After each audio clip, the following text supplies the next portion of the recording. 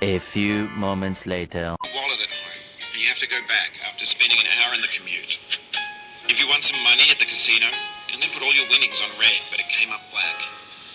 If you got your best shirt dry cleaned before a wedding, and then immediately dropped food on it. If you won an argument with a friend, and then later discovered that they just returned to their original view. Starting over is harder than starting up. If you're not ready for that, like if you've already had a bad day, then what you're about to go through might be too much. Feel free to go away and come back. I'll be here.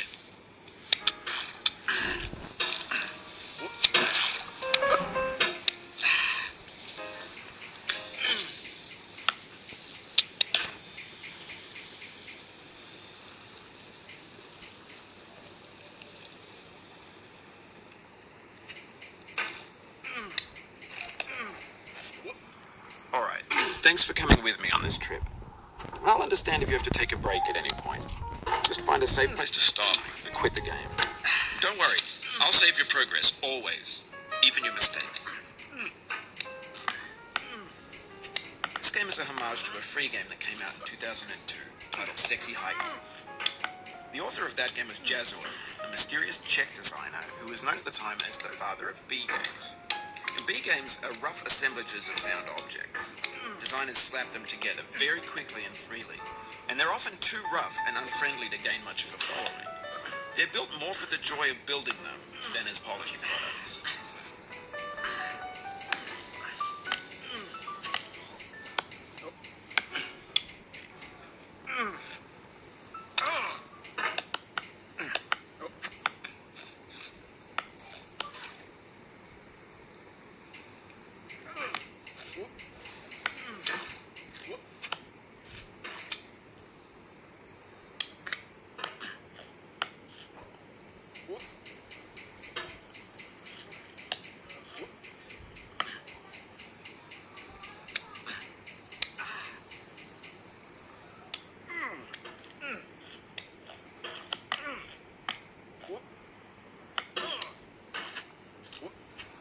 You just lost a lot of progress.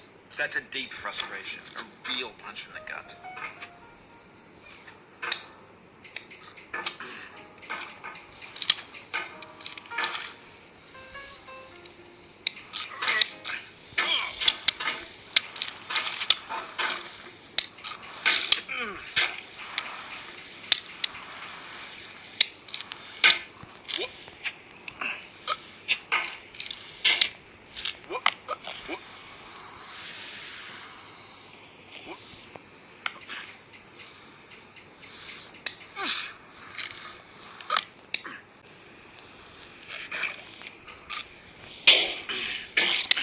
In a certain way, Sexy Hiking is the perfect embodiment of a B game. It's built almost entirely out of found and recycled parts, and it's one of the most unusual and unfriendly games of its time. In it, your task is simply to drag yourself up a mountain with a hammer. And that act of climbing, in the digital world or in real life, has certain essential properties that give the game its flavor. No amount of forward progress is guaranteed. Some cliffs are too sheer or too slippery, and the player is constantly, unremittingly in danger of falling and losing everything. Anyway, when you start Sexy Hiking, you're standing next to this dead tree that blocks the way to the entire rest of the game. It might take you an hour to get over that tree, and a lot of people never got past it. prod and you poke at it, exploring the limits of your reach and your strength, trying to find a way up and over. And there's a sense of truth in that lack of compromise.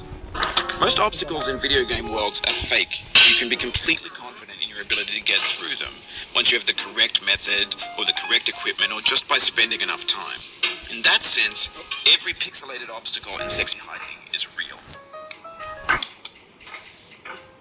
The obstacles in Sexy Hiking are unyielding, and that makes the game uniquely frustrating. But I'm not sure Jazzuo intended to make a frustrating game. The frustration is just essential to the act of climbing, and it's authentic to the process of building a game about climbing.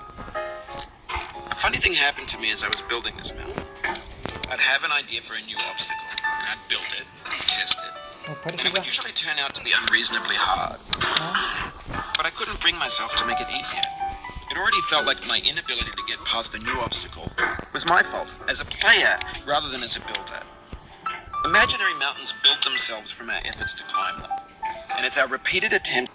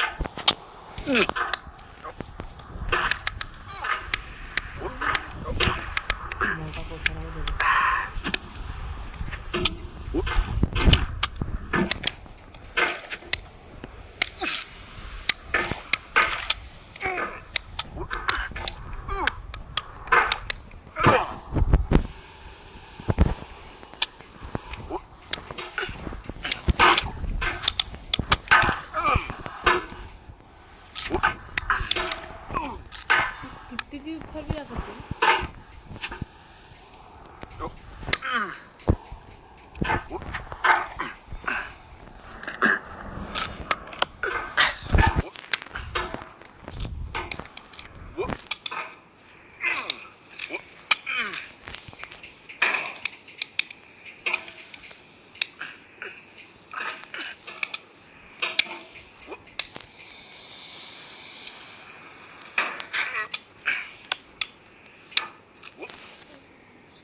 Oof, sorry about that.